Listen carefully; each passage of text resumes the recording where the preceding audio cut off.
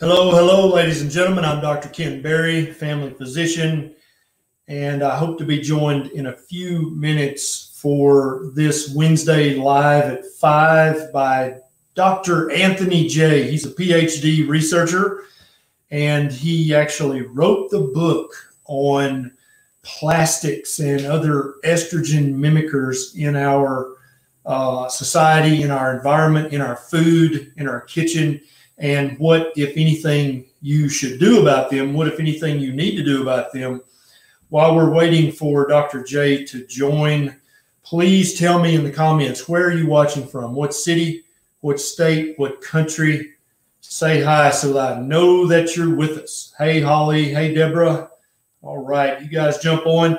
Now, we're going to be talking about a very important topic here. This is basically, there are many things in your environment and in your food that mimic the effects of estrogen. And so even though they aren't technically an estrogen, they have the same effect in your body and also in your children's body, in the unborn body of your fetus. All these things, these are very, very important things. And Dr. Anthony J actually wrote the book on them.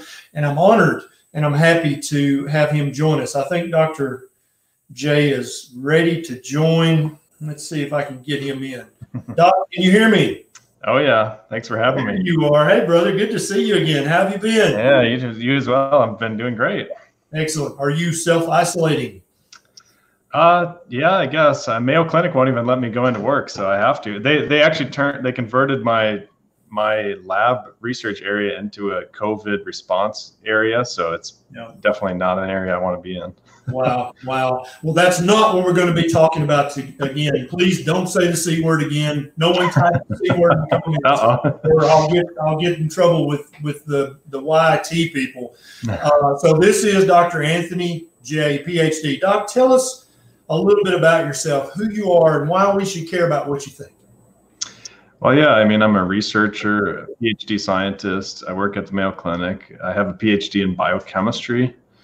So, you know, I have kind of an interesting background in terms of actual firsthand experience in research. And then I did my PhD on hormones and cholesterol. So, you know, hopefully that's enough credentials for for the area that we're going to talk about. Yeah, and for those of you who don't know, I don't know if this is backwards. This is the book, and you can tell I've written like I have destroyed your book, Dr. J. I have so many notes. I have so many dog-eared pages. It's ridiculous. I consider this to be really the preeminent book about estrogenics in the human population, and that's what I really want to focus on today. Like I think so many people just don't understand that. First of all, they don't even know this is a thing that they should be concerned about, right? Because I mean, if they sell it at the big box store, it must be okay, right? Or it'd be illegal to sell if it wasn't okay. That's actually couldn't be further from the truth. And so I really want to unpack all of the estrogenics, and definitely we're going to focus a lot on plastics, but also I want to get into the food as well, because I don't think a lot of people realize that some of the foods we eat are actually estrogenic in their effect on your body. Whether you're a woman or a man, that's not necessarily a good thing, I promise you. So where do you think we should start, Doc?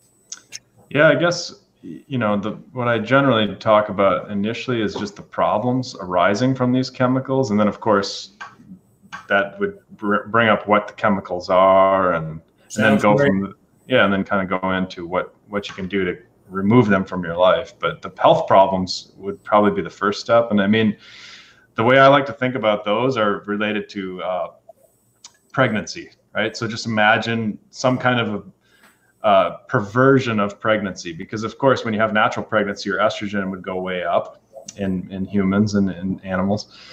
And so when you have a perversion of that, you'll see a lot of the similar health problems, but you don't see the exact reflection. You don't see like the natural version of it, but you see a perversion of it. So an example would be breast tissue development, right? You see that in men. You get a lot of exposures to these artificial estrogens in men, and you see those breast tissue development. They call it gynecomastia. A lot of people call it man boobs. And you see the reversal of that when you remove these estrogens from your life, right? Yes. So that's an example of how you would see that in a natural process like pregnancy, and you see a perversion of that when you have exposures to these chemicals. Another example would be infertility, of course, because you start disrupting the fertility cycles. And then, of course, you have, another kind of similar situation. Depression, right? Postpartum depression, is a reflection of a imbalance of hormones. You see a lot of depression with these chemicals, and we'll talk about it, like BPA. Just as a quick example, BPA is one of the chemicals, and that's one that most commonly people have heard of. And you see, for example, children with higher levels of BPA in their urine have higher levels of depression. So that's a real problem. When you talk about children who don't have loans, they don't have mortgages, they don't have all these extra stressors, they shouldn't have depression. And we're seeing that rise dramatically. So that's obviously a big problem. And there's a number of other ones, right? Breast cancer is up 250% since 1980. I always like to tell people that, passing out pink ribbons, dressing up people like like football players, NFL football players, like newborn baby girls, is obviously not the solution to the problem. Right. Raising awareness. And I've actually gotten yelled at on Twitter, but I promise you guys, Dr. J's not being insensitive. He's not being an ass. He's speaking the literal truth. If I wear a pink ribbon for Breast Cancer Awareness Day, that doesn't prevent one woman from developing breast cancer, or one man for that matter. That's what we're saying. And that doesn't help anything. Raise money for breast cancer. Yeah, sure, that's great. But just dressing football players up in pink, that doesn't save anybody's life. And what Dr. J and I would actually like to do is prevent people from developing breast cancer in the first place. That would be amazing. And that's kind of the goal of this conversation, along with hundreds of other things that we're going to prevent along the way. Yeah, so there's a lot of issues, obviously, that that cross between men and women. It's not specific to men. It's not specific to women. A lot of people, when I give talks about this topic, they say, well, this must just be a problem for men, right? Because women already have estrogen, they can deal well with it. And that's not really true, because men, our estrogen levels are about 20 nanograms per liter. And so, if you ask a group of people, what do they think women are? If men are 20, well, they usually would guess thousands, right? But in reality, women are also about 20 nanograms per liter. And then they go up to about 200, depending on the time of the month. So it's really not that different. And so if you start disrupting these estrogens, right, when you start throwing these artificial estrogens in your body, well, those levels get disrupted. And not only that, you have these chemicals are acting like estrogen in your body. So you see similar health problems with men and women, both bad. Exactly. And it's not just breast cancer, and it's not just depression, and it's not just gain of adipose tissue or fat. There are many, many, many other negative effects that these estrogen mimickers have on the human body, whether you're a man or a woman. And I have to, when I've done talks before, I have to explain to people, men need a certain amount of estrogen. It's normal. It's good. Yep. If you had zero estrogen, that would be bad. That's not good.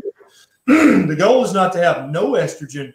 The goal is to have the appropriate amount of estrogen, and then not have a bunch of chemicals and petrochemicals mimicking estrogen, effectively giving you a higher estrogen level. Exactly. Yeah. That's one of the benefits, I think, of testosterone replacement therapy. When people need that because their testosterone is super low, they're also, when they bring up their testosterone, they're also bringing up their estrogen. And that's a beneficial thing within reason, right? Within a certain degree, because estrogen is protective for your heart, and it has all these other it's protective for your brain. Right. So it's not something you want to throw off the balance. So a lot of people, they think of me as kind of like the anti-estrogen guy because I wrote a book about these chemicals, but in reality, I'm very pro-estrogen because the natural estrogen, like you say, is super healthy. Within reason, you don't want to go too far with that either and get that level too high, which some people do, but it's more the artificial estrogen chemicals are more of the root cause problem here. Exactly. And so we want the appropriate amount of estrogen. We want real estrogen, but we don't want any chemicals or any products or any foods mimicking estrogen, giving us an effectively higher level than is optimal. Where do you want to go next? Do you want to talk about food? Do you want to talk about plastics? Yeah. Oh, yeah. I'll let you lead the way, Doc, because this is your baby. Well, let's jump into the sources of these chemicals, right? I mean, certainly food, we can start there because, a lot of people like to talk about the soy estrogen, the plant estrogens, and that's a great place to start because there's some debate on that topic. And most of it's not really debate. It's just people pushing some kind of an agenda. Particularly, it's strange, but particularly the vegans like to kind of put soy on a pedestal, even though you can be a vegan without having soy, but for some reason it seems to be intricately connected. Yeah, they're very protective of their soy products. I don't know why exactly. Yeah, it must be a root cause, in the money, as everything seems to be. But I mean, one of the things that basically nobody argues about in science is that in the research is that soy acts like estrogen. Soy has a chemical in it. It's called isoflavone. It's also called plant estrogen or phytoestrogen. And this phytoestrogen, nobody argues that it acts like estrogen. It's called a plant estrogen. It's called phytoestrogen. Right. So that's the first place to start. At least let's admit, let's all agree, right? Vegans, carnivore, everybody should be able to agree that the soy acts like estrogen. Right. And what's interesting too is flax also acts like estrogen, and most people never talk about that for some reason, but they did a big study with over 100 food items, and of all these different plant foods, everything was under 1,000 units of estrogen except soy and flax. And soy and flax were over 100,000. So everything under 1,000, and then soy and flax over 100,000. So it's just like a totally different ballpark of estrogen levels. Yeah. And so if you have a health guru out there telling you that you can get omega-3 fatty acids from eating lots of flax seeds, what would your answer to that be, Doc? Yeah, I would say I would get them from fish, get them somewhere else, frankly. That's what I recommend. There's too much estrogen around us with all these plastics and all these other chemicals. You don't need another source of estrogen. Now, some people can manage it. Some people have good enough gut bacteria where they can break down these natural plant estrogens and get away with it. But that's not, it's hard to quantify. It's hard to prove that your body is doing well with it. It might take a decade for the symptoms to come out. So it's just not something you want to be tinkering with. And yeah, the omega-3s are healthy. Like, I agree to that. Just there's no reason you have to get them from flax, in my opinion. And by the way, flax also has CBD. So sometimes it's anti-inflammatory for that purpose as well. So sometimes people see some dual benefits because they're hyper-inflamed because of all kinds of other stuff they're doing. And so they can kind of decrease some of that chronic inflammation with the CBD. So you can see it's a little bit complicated with the flax, but right. But I'd still say it's that'd be like saying, well, I sprinkled some CBD and I sprinkled some vitamin C and I sprinkled some omega-3 fatty acids in this Coke. Now, exactly. now it's a health drink. Right. No, exactly. Not really. Well, and that's what the company's trying to do, right? You see the cereals like Fruity Pebbles or whatever, and you look on the sides and they got a long list of vitamins they're infusing into it because it's so bad for you. They're trying to offset a little bit of it, but it doesn't really work out that way. And it's not a good strategy for promoting your health, but seen people ask, what about chia seeds? Do they have any estrogenic quality? I think they do a little bit, but they didn't make the cut on that food study. So, I mean, there's a lot of things that have a little bit of plant estrogen. I mean, virtually all plants have a little bit of plant estrogen. One of the reasons being is because it's a hormone. Just like humans need hormones, plants need hormones to grow and all this. And some of those plant hormones act like estrogen in our body. But yeah, I mean, I don't think chia is a big source of artificial or of plant estrogens. Sometimes hops are in beer, right? Depending on whether or not the fermentation process broke them down. And soy sauce is actually another example of that, where so soy was over 100,000 units of estrogen. Soy sauce, if you actually have it fermented, it's like 10 units. It's like 100 units or something like that. It's not even close, because the actual fermentation process does break those estrogens down. So that's important to know, because you don't want to throw out the baby with the bathwater. If you are talking to somebody who knows a lot about this subject, it is important to recognize at least you're not getting the estrogens from soy sauce. Yeah, exactly. I totally agree. Any other foods that we need to cover that are considered by the majority of the population to be a health food that actually, are quite estrogenic in nature? I mean, nothing really comes to mind except obviously all the chemical sprays and a lot of this other stuff we can bring up in a little bit. I mean, anything jumping to your mind? I mean, the big two I can think of, the other two that I usually include in the list of like natural estrogens that you actually find in nature, as opposed to man-made, completely artificial ones like plastics. The other two would be lavender and smoking marijuana, not edibles. For some reason, if edibles don't have this estrogenic property, but the actual smoke in cannabis has estrogenic properties. And lavender is almost like one of the most hotly debated ones because people in health circles have a lot of lavender products.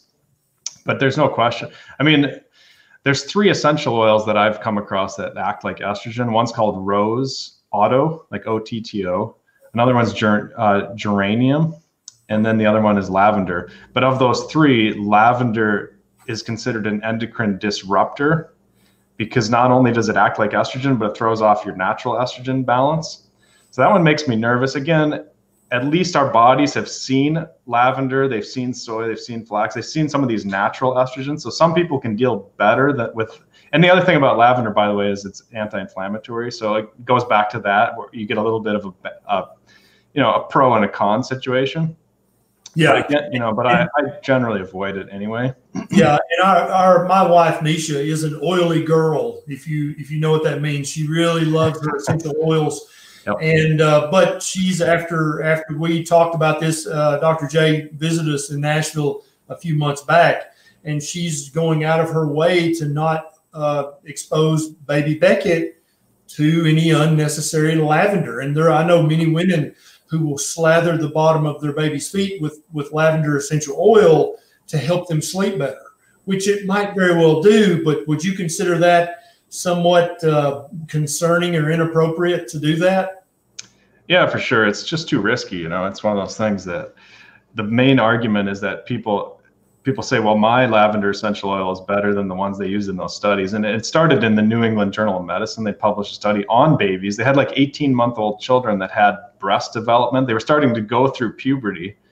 And the only thing that they did was they removed all the lavender from their products, and then their breast development reversed, went away.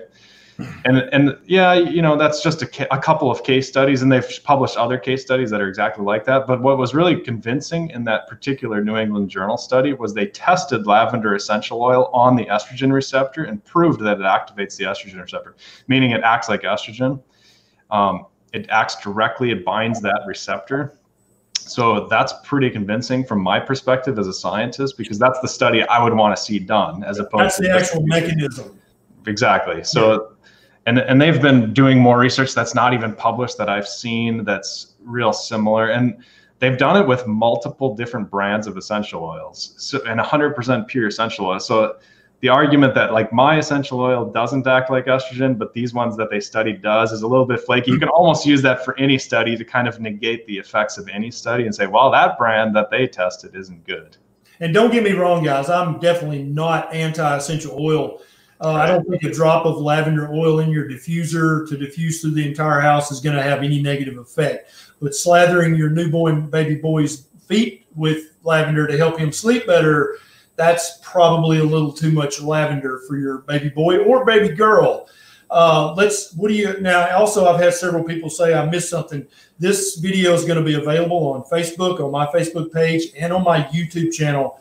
You can go back and watch the replay of this, or you can stay with us live, either way. But this video is going to be recorded and available for later. Also, if you know someone who's obese, who has hormone issues, please share this video with them. Sharing this video, that's how you're going to change the world, is by sharing this information. Dr. J learned it. He wrote a book. I read his book. Now I'm sharing it with you. You just keep paying it forward. This is Dr. Anthony J. He's a PhD researcher at the Mayo Clinic, and he wrote the book called Estrogeneration. You want to kind of shift gears now, Doc, and let's start talking about not food, but what we store our food in, what we buy our food in, what we put our food in. Yeah, for sure. I mean, most people are using plastics. I get emails every day, literally, about this. And you know, what about this situation? What about that situation? Whatever. Can I put my bread in plastics? Well, you probably shouldn't be eating bread in the first place, but you know, if it's a dry food and you're putting it in a plastic Ziploc bag or something, I mean, it's not great for the environment, let's be honest, but at least the food's not going to have leaching into the, you know, the plastic's not going to leach estrogens. Now, BPA is obviously acting like estrogen. That's why you have BPA free on bottles. That's why it's problematic. It's because it disrupts your natural estrogen and your testosterone, causes all kinds of problems. But the crazy thing is, even if it's BPA free, it's really still a risk because they've, you know, there's 17 states that have outlawed BPA, at least in children's products. Only 17 states. Exactly. That's the crazy thing. Manufacturers have caught on to the fact that the public knows the catchphrase BPA. They know it's bad. And so now every baby bottle manufacturer, any manufacturer of plastic is going to put BPA on their plastic or on the container. BPA free. Yep. BPA free. Now, does that mean that we're now safe from these plastics if they're BPA free, or is there more to the story than that? Well, that's the case study was when they started saying BPA free, you can look at the components, and what they did is they switched to BPS for the most part. So BPS stands for bisphenol S instead of bisphenol A. So they literally just changed a slight, you know, they did a little switcheroo, just like they do with testosterone. Like a lot of the athletes, when they did a lot of the steroid doping, they don't use the actual molecule testosterone, the bioavailable stuff. They changed the structure of the chemistry a little bit, so it kind of tricks the drug tests. And they did the exact same thing with BPA. They changed it a little bit, still acts like estrogen. I have publications I can show you that where it says it acts like these BPS, BPF, BPAF, all these analogs. They literally put any letter they want. They can make all these subtle changes. They act as much like estrogen as BPA, if not more. So that's a problem. And then you've got the phthalates, which are an entirely different class of chemicals that are also in plastics.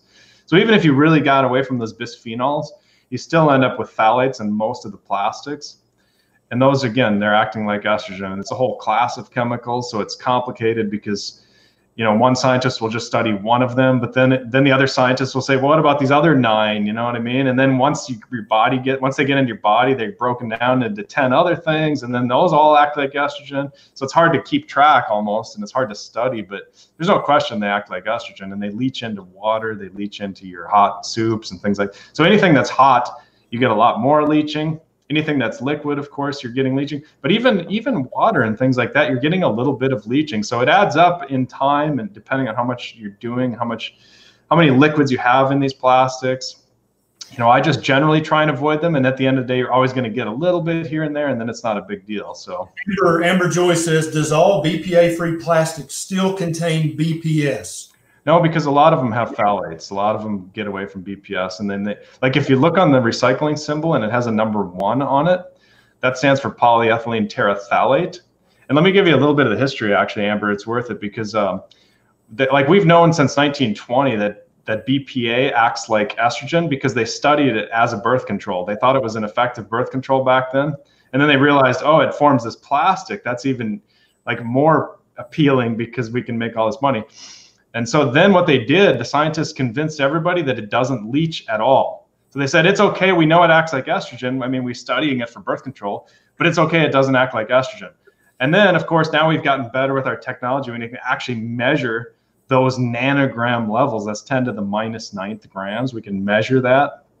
And now it's so obvious that it leaches that you can't even deny it, right? So now they're saying, okay, it leaches, but it's not that bad. And then it's come out more and more recently. It's bad. Oh, it's really bad. Oh my gosh, let's move away from it. And then what do we move into? Phthalates. What have scientists been saying for the last few years about phthalates? Oh, it's okay, they don't leach, right? And believe me, they leach if you actually measure them. And I've contacted third-party companies about this. I've sent emails and I've literally said, okay, look, I'll pay out of my own pocket just to show everybody because it's a public service, basically.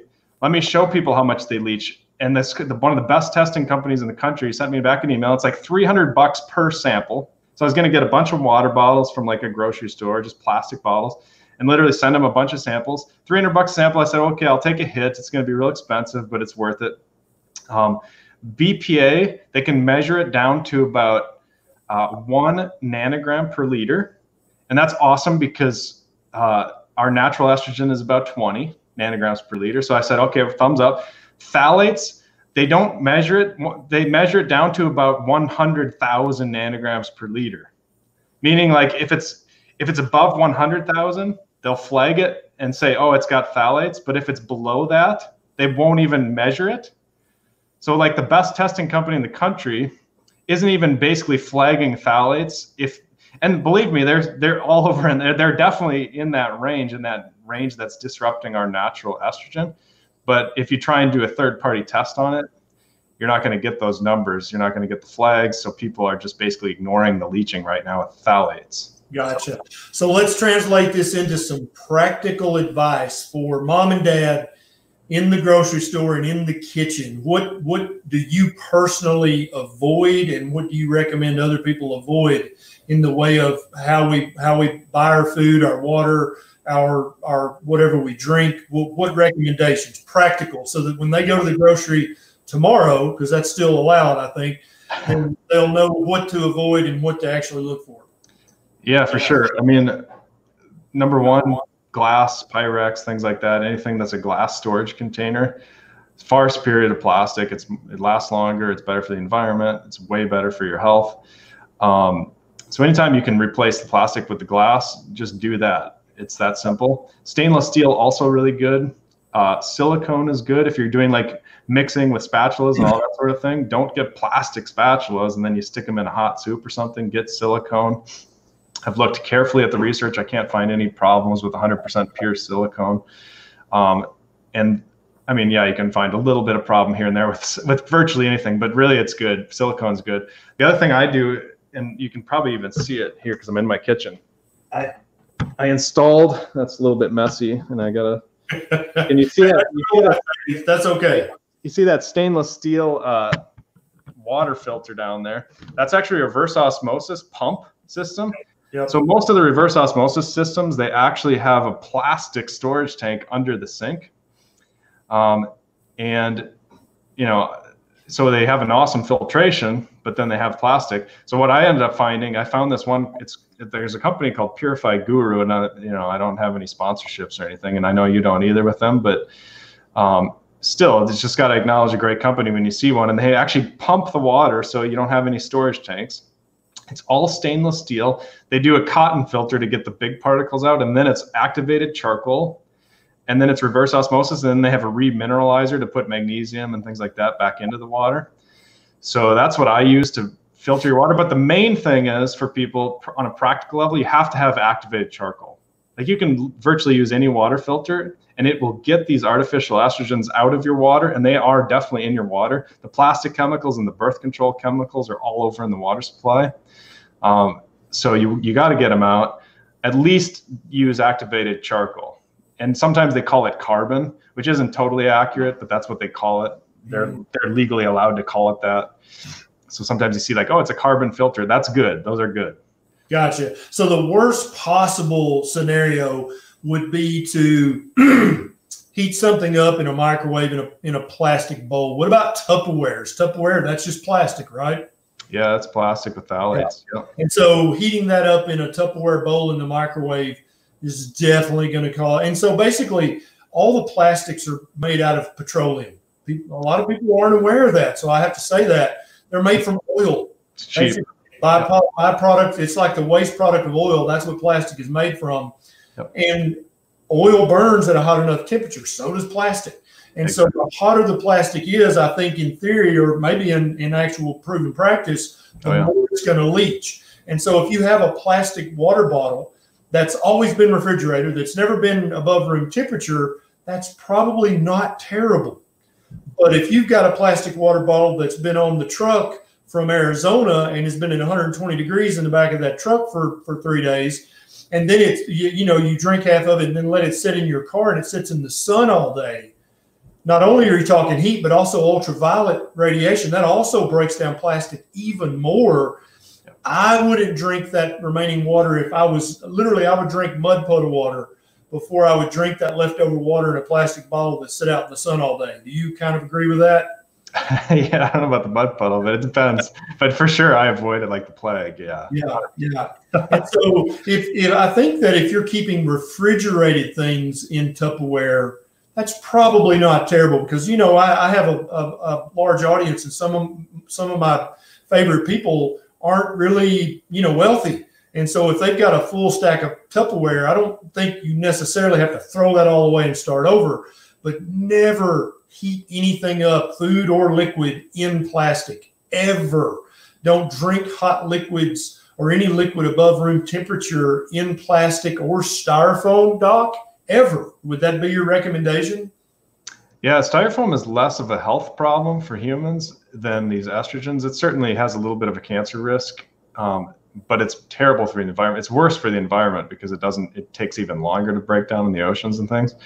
That's usually the main problem with styrofoam. But yeah, definitely don't heat stuff in plastic. That's insane. I don't know why people think that's okay out there, and why some scientists will tell you that's okay. It doesn't make any sense. People don't know, Doc. I can remember when I was like a teenager, I would be at my grandmother's house and she would have some really good stew in a Tupperware bowl, and I would just slap it in the microwave, and I would, you know, I didn't know, I'd put 5 minutes and then I'd get busy and I would go back and it had literally melted the plastic. Yeah, I've seen that. I didn't know any better. And I think a lot of people just don't know this stuff because they haven't yet read a copy of your book, and they don't know that this stuff is actually quite dangerous. So I think the most important thing, if you get nothing out of this slide today except the following: never, ever drink or eat anything that's in hot plastic or plastic above room temperature, because I think it just escalates the leaching, and you're going to get so many more of these estrogen mimicking petroleum chemicals in your body or in the body of your children. And I promise you don't want that. Yeah, I couldn't agree more.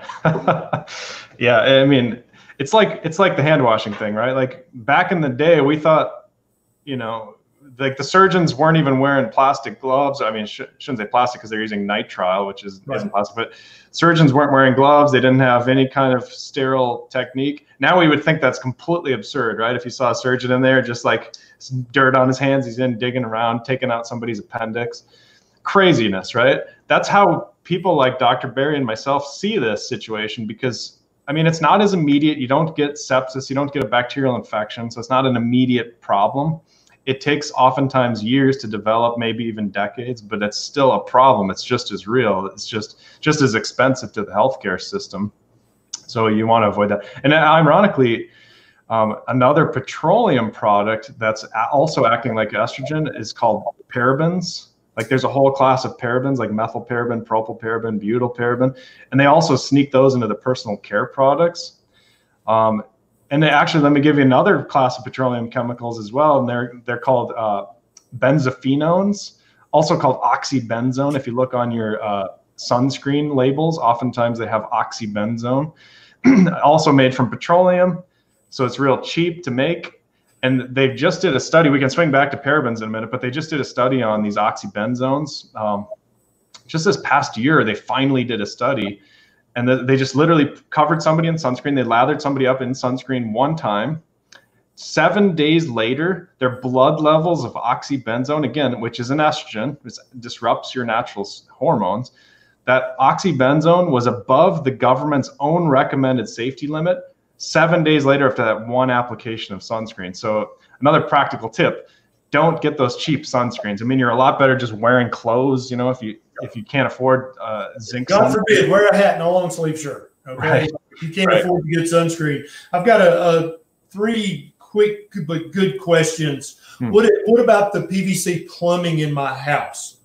Yeah, it's okay. I mean, that's why you got to filter your drinking water, right? Like just taking a shower, not a big deal. It's the drinking, it's the ingestion.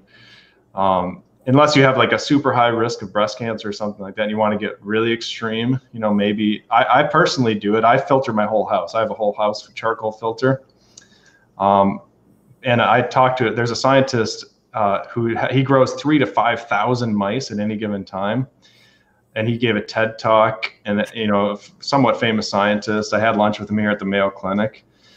I'm blanking on his name, but I'll remember it in a minute. But he he also talks about some of these estrogen chemicals, and he studies epigenetics, so the inheritance of them, the problems that you pass on to future generations from your exposures. That's his expertise, and mine as well. Actually, I study epigenetics at Mayo Clinic as well, if we're getting really technical.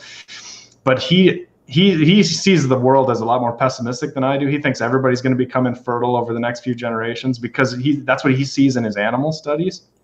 And I was like, wow, that's crazy, right? And I was eating lunch with him, and his daughter is pregnant, and then he tells me that he bought a whole house filter for his daughter. And it's like, well, he talks a lot about being pessimistic and how everybody's ruined, but I mean, he's doing something about it, right? Yep. So there's simple things, there's advanced things, and I try and kind of separate those and say, look, if you have a budget, in my book, if you have a budget, here's the big ones, right? You got to filter your water. You never put that cheap sunscreen on your body. You can't use these cheap personal care products that have a bunch of these estrogen chemicals. You definitely don't want to eat soy, right, or flax. Like I love that part of the book. I've actually got it. That's one of the areas I've got dog tagged. Dr. J's got a gold and a silver and a bronze list. And so if you can't do anything else, it's the bronze list, right? If you can't afford to do any better, try to do the entire bronze list of recommendations. If you can do some of the silver, so much the better. Gold, so much the better. But they may cost you a little bit, either in time or money or efforts. Is that right? You got it. Yep. Yeah. And I've tried to do every single one of those. That's why I've got that part of the book dog-eared, because I want baby Beckett to grow up to be a strong, healthy, beautiful, intelligent man. And I want him to have just the exact right amount of estrogen, but I don't want him to have any outside estrogen from the estrogen mimickers. Several questions. What about using plastic freezer bags or Tupperware in the freezer? I would say that's probably the least dangerous way to use them. That's probably fine. What do you say about that? Yep, 100%. And by the way, the scientist's name is Michael Skinner. It just came to me. I knew it would, in case people are going back and they want to look this guy up. He's an excellent scientist. In fact, just totally off topic for a second, Michael Skinner wrote a paper on this topic of inheritance of health problems from estrogen exposures. And that was the #1 cited scientific research paper for literally 5 years, wow, which never happens in science, right? That's a big deal. Yeah. So anyway, so Michael Skinner, so really the freezer is not that big. Anytime you slow molecular motion, right? Heat speeds up molecular motion, so you get more estrogen transfer. Freezing slows it down, so it's the opposite. You get less transfer. I mean, another thing that people probably should watch out for is the oils. If you store oils in plastic, you're going to get a lot more leaching. So this is one of the confounding factors in scientific studies when they test, like, fats, and they put them in oil, like an olive oil, and they put them in a plastic container, and then they test it on rats. Every once in a while, I find a study where the rats do really poorly for certain parameters. And it's a lot of it is because the particular olive oil that they chose was in plastic. So they're actually studying a lot of the effects of the estrogen rather than the olive oil. Right. And so it's really confusing when you try and do research and say, well, is olive oil healthy or isn't it? Because some studies say it is, and some studies say it's terrible, and some studies say it's amazing.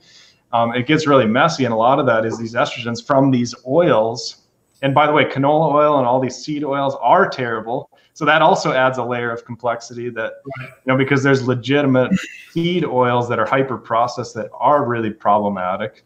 Yeah, probably the worst thing I can think of would be some sort of processed food with canola oil made in it. Then you store it in Tupperware. Then you take the Tupperware out and put it in the microwave and heat that up. That's like literally the devil's excrement. I don't know if it could get any worse than that. Somebody asked about is boiling water, is that effective for removing this, or does it have to be the filter? Yeah, it has to be filtered. I've looked into that exact question. I had a buddy of mine at MIT do some research, and I have the citation in my book. And boiling does not, at least for the petroleum, like BPA, the petroleum estrogens like BPA and phthalates, doesn't break them down. Yeah, gotcha. And then also a good question I've seen several times is, what about those little plastic Keurig cups? What kind of plastic are they? Because that gets quite hot in that Keurig machine. Is that an okay plastic, or is that a little bit suspect? It's definitely suspect. I'm not actually 100% sure. The way I do coffee, I either use a glass Chemex, which is just a glass thing with a hemp filter in it, reusable filter. But now recently, my favorite is cold brew. I like to make a cold brew where and I don't even put it in the fridge, and actually it's not even cold. It's actually room temp overnight.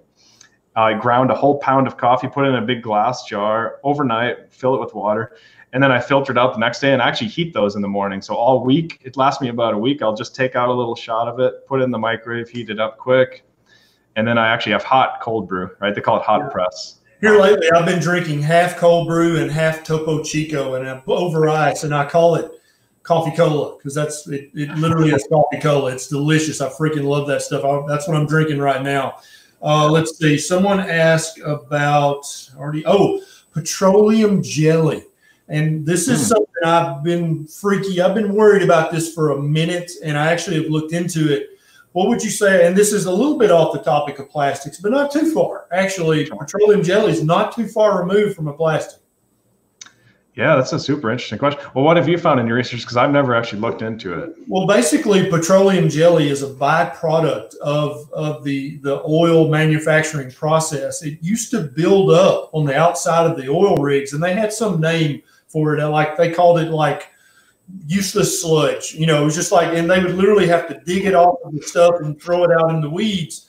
And then some guy come along and you said, I wonder if I could use that for something. And so he figured out a process that he could make it look pretty and fluffy and, very clear and look almost medicinal. And for my entire growing up, that was one of my grandmother's go-to things. If I got an abrasion or a cut, I would get the camphorphenique to kill the bacteria, which burns like a mother. And then I would get a thick layer of petroleum jelly on top of that to seal the wound. And looking back now, that makes me very, very uncomfortable. And I would not recommend using petroleum jelly. It is a literal byproduct of petroleum. I mean, it says it's got it in the name. I would not put that on solid skin, much less broken skin. But that's something that sounds like you and I need both to look into a little more so we can have a good, firm opinion on that. But as of now, it makes me very nervous. I wouldn't recommend it. We don't have it in our house. Yeah, it sounds like the Crisco story all over again. Yeah, exactly. Here's this waste product. How can we market it? Yeah, exactly. All right, Doc, where do you want to go with this next? I'm trying to jot down questions as I see them, but I want you to keep going because this information is so important. This is Dr. Anthony J., a PhD researcher at the Mayo Clinic. He's written a book called Estrogen-mimicking.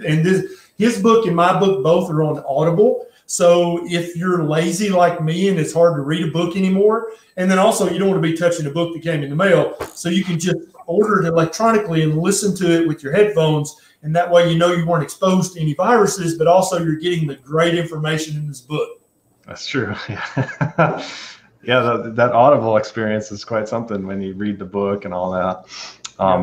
Yeah. So I guess the grains are probably worth bringing up because grains are particularly problematic for estrogens. In case anybody thought that gluten's not that big of a deal, well, we should talk about just the other aspects of grains that are problematic.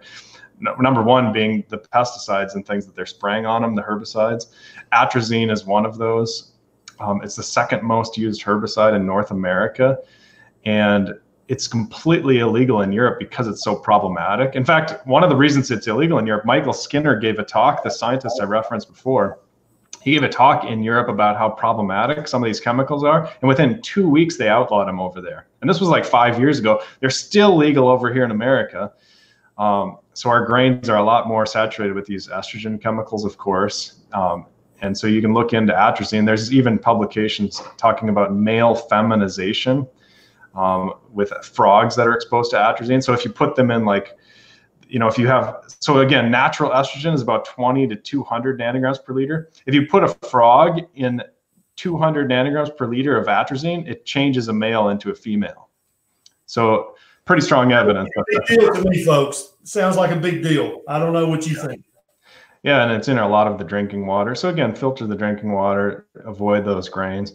Glyphosate, there's new evidence coming out that's acting like estrogen in combination with soy in particular. It's additive, so it's even worse. And then the mold, right? So mold, one of the reasons it's so darn toxic, and people wear biohazard suits, biohazmat suits when they come and they do mold remediation, because mold secretes, these black molds secrete a chemical called zearalenone, which is a super technical sounding term, but in reality, it's just an estrogen mimicking chemical. So it's toxic because of the estrogen. And just want to make sure I didn't lose you, Ken. If you can hear me, I'll just wait until I get you back.